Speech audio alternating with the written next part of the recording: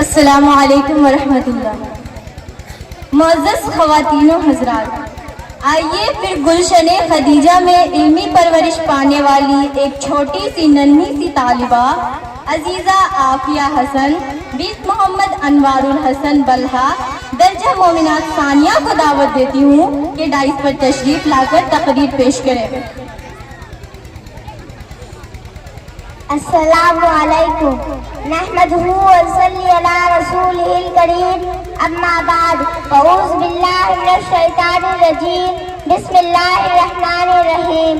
قال اللہ تعالیٰ اقیموا الصلاۃ، یہ ایک سجدہ ہے جسے تو گرا سمجھتا ہے، یہ ایک سجدہ ہے جسے تو گرا سمجھتا ہے، ہزار سجدوں سے دیتا ہے آدمی کو نجات۔ میری پیاری ماں اور بہنوں، اسلام میں ایمان کے بعد سب سے اہم فریضہ نماز کی ادائیگی ہے۔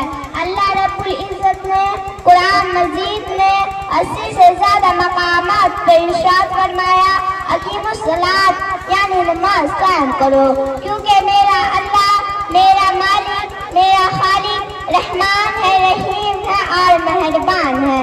جی ہاں حاضرین محفل، اللہ تعالیٰ نے اپنے بندوں کو بار بار ایک ہی بات کہی کہ اے بندے، کہیں اس فریضے سے غافل نہ ہو جانا۔ میری پیاری ماں اور بہنوں، اللہ کی رضا کا سبب ہے نماز، بدن کی راحت ہے نماز، انبیاء علیہ السلام کی سنت ہے نماز اور فرشتوں کا محبوب عمل ہے نماز، دین کا ستون ہے نماز اور چہرے کا نور ہے نماز۔ بے شک نماز ہی قلب میں چراغ ہے، منکر نکیر کے سوالات کا جواب ہے، تو پھر تم نماز قائم کرو۔